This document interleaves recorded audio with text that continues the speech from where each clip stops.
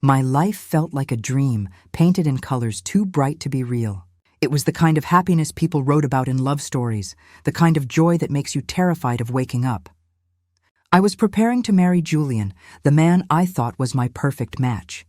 The man who had stood beside me through laughter, struggles, and countless late-night conversations about our future.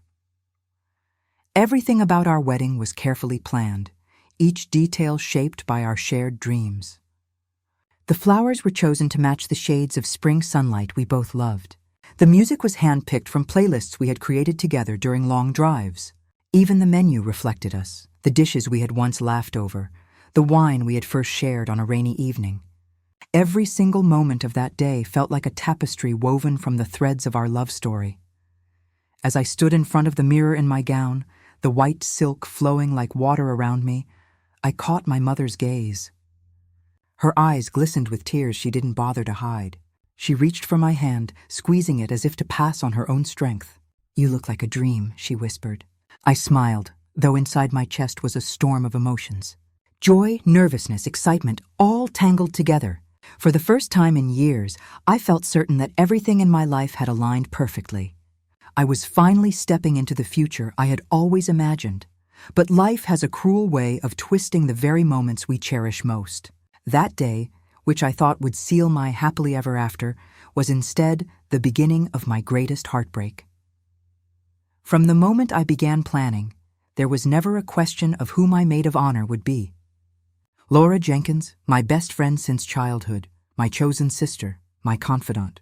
She wasn't just part of the wedding. She was part of me. She knew my secrets, my fears, my dreams. She had been there when Julian and I first met, teasing me about the way he looked at me. She was there when he proposed, shrieking louder than anyone else in the room. She had always been woven into the fabric of my love story, so naturally, she would be standing beside me at the altar. On the morning of the ceremony, she was radiant in her gown, her hands steady as she adjusted my veil with a familiar tenderness. She laughed when I fidgeted, teased me when I got nervous, and hugged me so tightly that for a moment I couldn't imagine life without her. "You're glowing," she said, her eyes sparkling. "Julian won't even be able to breathe when he sees you." I laughed, believing her, never once suspecting that behind her smile, a secret was growing, one that would shatter everything I held dear. The ceremony began with the swell of music, and my heart raced as I walked down the aisle. Every step felt heavy with emotion, yet light with joy. Guests rose to their feet, their faces blurring in my vision as my eyes locked on Julian. He looked breathtaking, tall, confident, with that familiar smile that had always made me feel safe. When our gazes met, his lips curved, and for a second the world faded away. This was the man I loved, the man I had chosen, the man I believed would never let me down. And yet, even in that perfect moment, something flickered. A shadow I almost missed. His eyes darted, not at me, but toward Laura, just for a second. Quick enough to be dismissed, subtle enough to bury. I told myself it was nothing. He was probably just nervous, overwhelmed like I was. After all, weddings made everyone emotional.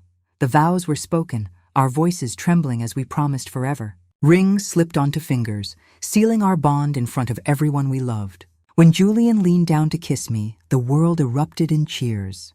Camera flashes lit up the church-like stars, and I felt the intoxicating weight of love and celebration pressing around me. But beneath the joy, a whisper stirred in my chest.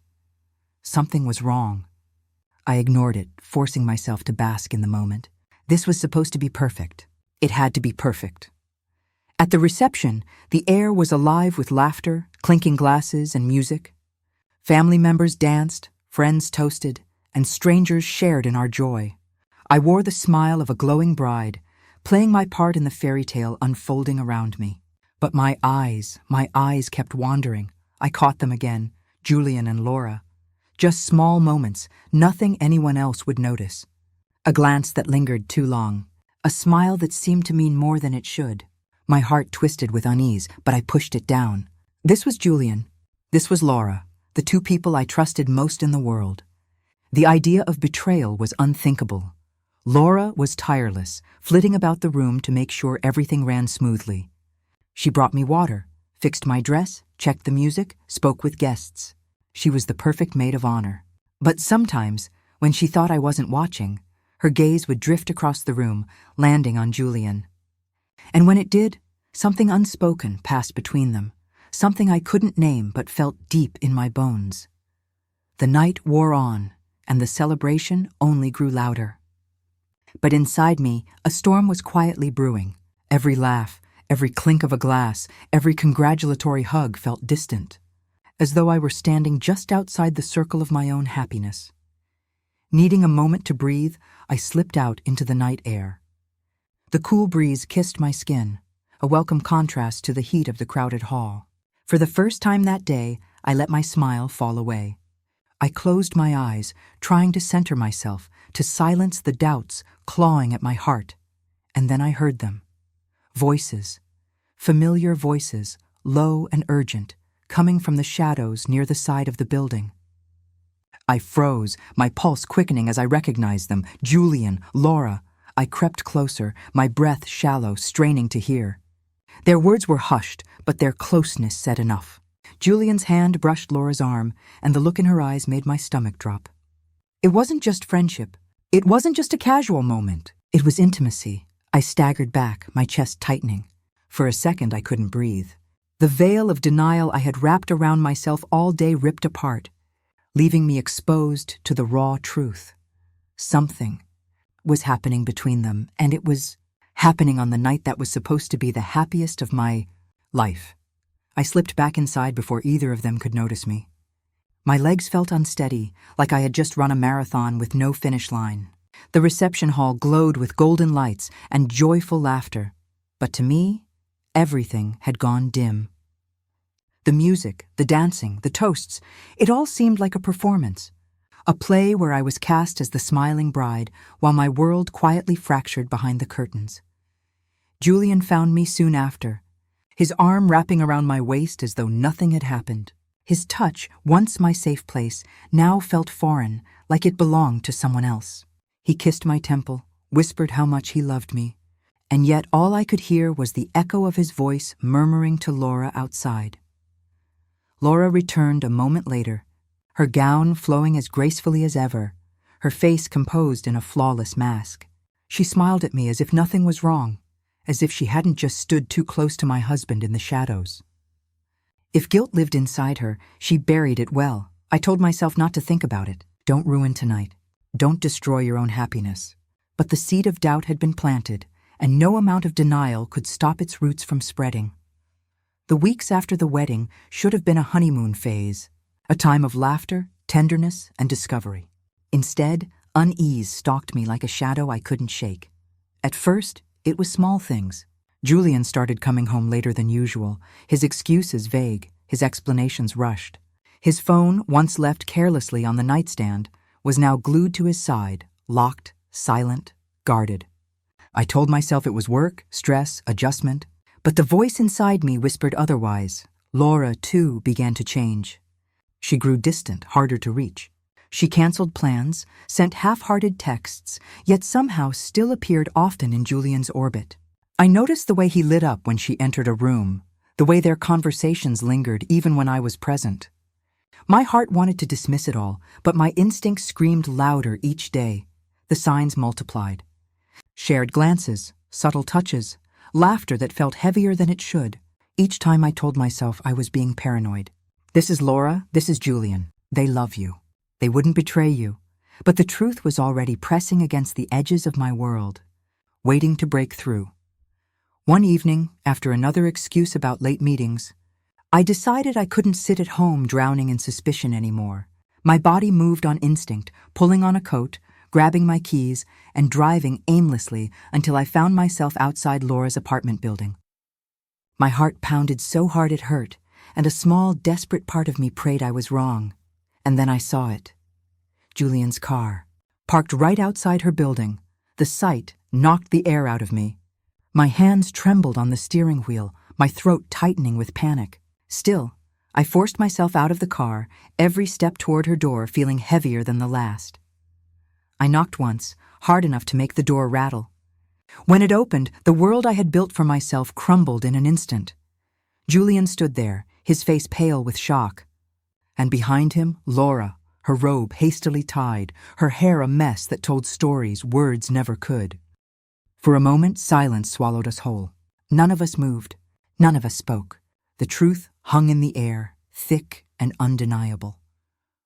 Julian opened his mouth, perhaps to explain, but there were no explanations that could mend this.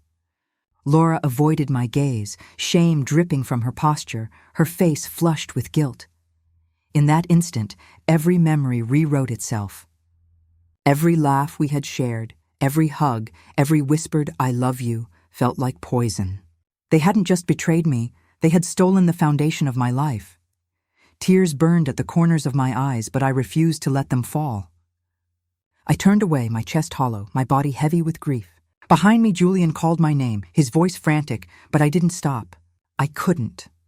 That night marked the death of the woman I had been, the bride who believed in fairy tales, in forever, in unconditional trust. In her place, someone new began to form, built from the rubble of heartbreak. The days that followed were a blur of pain and disbelief. I wandered through my home like a ghost, surrounded by wedding photos that now felt like cruel jokes. His suit hung in the closet, her face smiled back at me from framed pictures, and every detail of my life mocked me with memories that no longer meant anything. My phone buzzed endlessly with calls from both of them. Laura begged to explain. Julian pleaded for forgiveness. I couldn't bring myself to answer. What words could undo what I had seen with my own eyes? What apology could erase the taste of betrayal? Nights were the cruelest. I lay awake, replaying everything. The stolen glances, the hushed conversations, the way Julian had once looked at me with devotion, but now looked at her with something I couldn't ignore. My chest ached with every breath, grief and anger twisting inside me until I felt hollow. But beneath the sorrow, something else began to grow. A hardness, a resolve, the slow, painful birth of strength. One morning, after a sleepless night, I stood in front of the mirror again. The same mirror where I had once seen a glowing bride staring back at me. But now, the woman in the reflection was different. Her eyes were tired, her shoulders heavy, but behind that pain lived something unbreakable. I realized then that I was at a crossroads. I could let this betrayal destroy me, or I could use it to rebuild myself, stronger than before. So I chose survival. I blocked Laura's number. I stopped answering Julian's desperate messages. I began boxing away the artifacts of our so-called love, the wedding album, the honeymoon souvenirs, the ring that once felt like a promise and now burned like a curse. Each item I packed away was like cutting another chain that had held me down. The pain didn't disappear overnight. Some mornings, I still woke reaching for him out of habit, only to find an empty space beside me. Some nights, I still broke down, the memories crashing over me until I could hardly breathe. But slowly, step by step, I began to return to myself. I poured my energy into rebuilding. I worked longer hours, picked up hobbies I had abandoned, reconnected with friends I had drifted from. I forced myself to live outside the shadow of Julian and Laura. With each passing day, I discovered something I had forgotten. I didn't need them to complete me. I never had. And though the wounds were still fresh, I could feel it. Beneath the pain, a fire was beginning to burn. A fire that would carry me forward. Healing is never a straight line. Some days felt almost normal. I could laugh with a colleague, enjoy the taste of coffee, even lose myself in a book. Other days, the grief returned like a storm, slamming into me without warning. A song on the radio, a scent on the street, even the way sunlight poured through the blinds could trigger memories that tore me apart. But I refused to stay broken. I started journaling, pouring every thought, every hurt, every unanswered question onto paper. At first, it was messy, rage-filled pages of betrayal and bitterness. But slowly the writing shifted. It became less about them and more about me. What I wanted, who I was outside of their lies. Therapy helped too. My therapist reminded me that grief is not just for death. It's for the loss of dreams, of identities, of futures that will never come to pass. She told me it was okay to mourn the woman I had been, the marriage I thought I had, the friendship I believed was unbreakable. And little by little, I began to accept that truth. Julian didn't stop trying. For weeks he showed up at my door, flowers in hand, eyes swollen with regret. He sent letters, long emails filled with apologies and promises of change. He swore Laura had been a mistake, that I was the only one he wanted. But words are weightless when trust has been shattered. His declarations fell flat, echoing in the void he had created. I looked into his eyes and saw not the man I married, but the stranger who had lied to me, who had chosen someone else when I wasn't looking. Laura, too, reached out. Her messages grew longer, more desperate. She claimed she hadn't meant for it to happen, that she had been lonely, confused.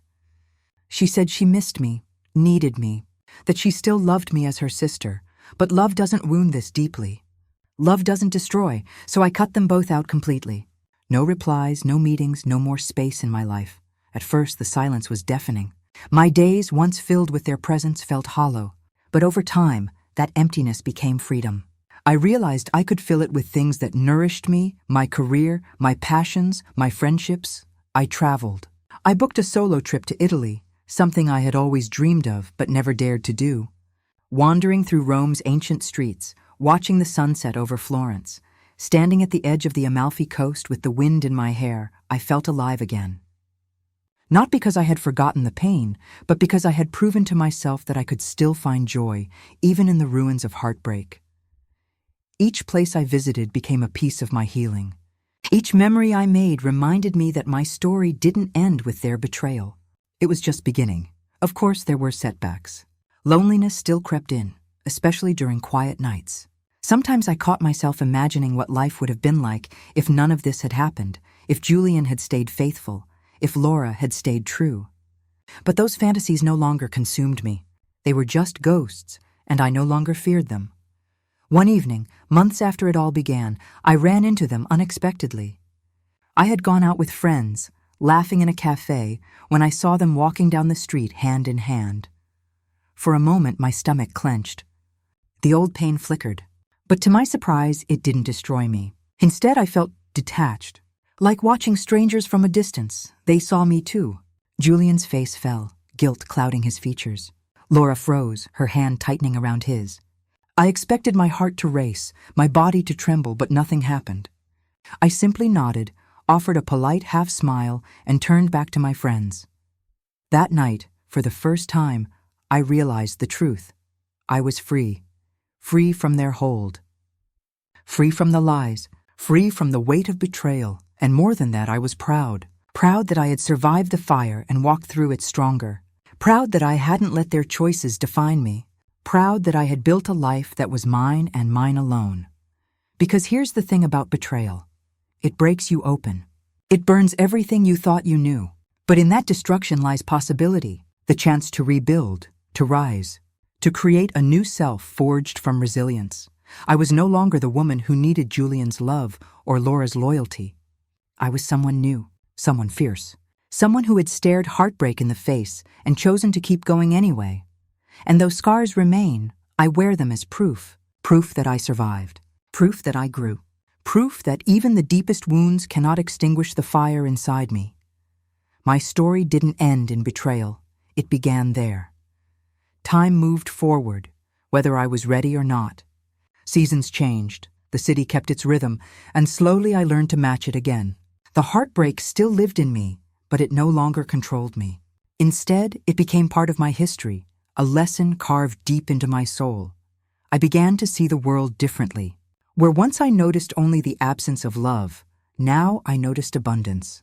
Strangers holding doors, friends checking in, small acts of kindness that reminded me humanity was still gentle.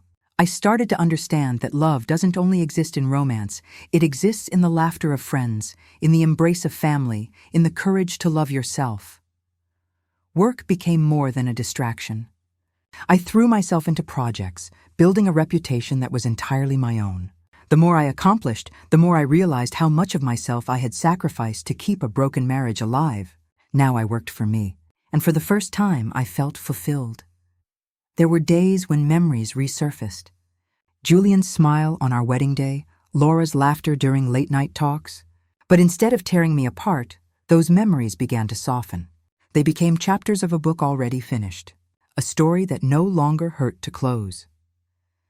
One evening, after a long day, I found myself cooking dinner while music played in the background. I laughed out loud at the sudden realization. I was happy. Not because anyone else had given me happiness, but because I had created it for myself. That was something no betrayal could ever take away. People often asked if I would ever forgive Julian and Laura. My answer changed over time. At first I said no. Later I said maybe. Eventually I realized forgiveness wasn't really about them. It was about me. Carrying anger was like holding fire. It burned me more than it hurt them. So in my heart, I let them go. Forgiveness didn't mean welcoming them back. It didn't mean forgetting.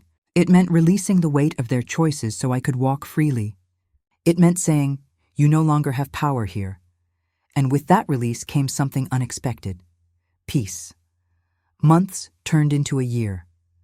My life looked nothing like I had once imagined, but it was beautiful in its own way. I traveled more, built stronger friendships, and slowly opened myself to new possibilities. Then, one day, love found me again. It didn't arrive with fireworks or grand gestures.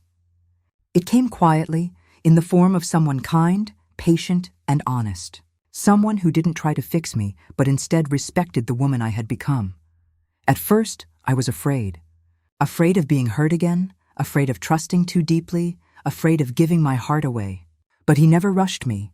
He listened when I spoke of my past, held my hand when the shadows crept in, and reminded me that vulnerability is not weakness, it's courage. Through him, I learned that love can be gentle, that loyalty can exist without conditions, that sometimes the heart, even after being shattered, can grow back stronger. But here's the truth. Even if he had never come into my life, I would have been okay. Because by then, I had learned the most important lesson of all. I didn't need anyone to save me. I had saved myself. One afternoon, while cleaning out my closet, I found the old wedding album tucked away in a box.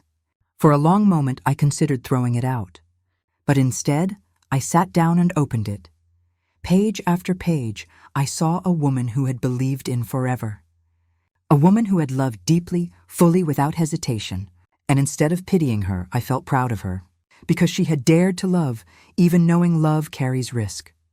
I closed the album gently and placed it back in the box. Not as a wound, but as a relic of who I once was. Life is not about avoiding pain.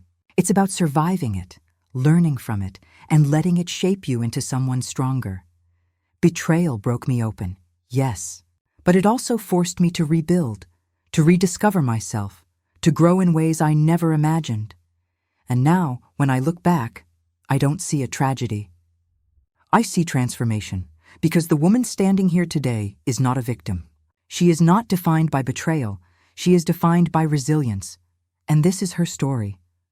Life after betrayal is not about erasing the past, it's about reclaiming the future. For a long time, I thought my story had ended the night I found Julian and Laura together. But endings are only beginnings in disguise. What felt like the collapse of my world was really the foundation for a new one. I began sharing pieces of my journey with others, friends, colleagues, even strangers who confided in me. To my surprise, people connected with my story. They saw their own pain reflected in mine, their own scars mirrored in my survival. Slowly, my personal grief transformed into something larger, a voice for others who had been silenced by betrayal. I wrote articles, spoke at small gatherings, and one day was invited to share my story on a public platform. Standing on that stage, looking into a sea of faces, I felt my voice tremble, but I spoke anyway. I told them about the wedding, about the whispers I had ignored, about the night everything came crashing down. I told them about the sleepless nights, the hollow mornings, the desperate questions of why me? But more importantly, I told them about survival, about the fire that burns even when the heart is broken, about the strength that lives in all of us, waiting to be uncovered. When I finished, the room was silent for a moment. Then applause broke out, not just polite but raw and real. People approached me afterward with tears in their eyes, thanking me for giving shape to feelings they had never been able to express. In that moment, I realized something profound. Pain shared becomes lighter. And when we dare to speak our truth, we not only heal ourselves, we create space for others to heal too. Julian and Laura remained in the background of my life, their presence a faint echo. I knew they were still together, though their relationship seemed strained.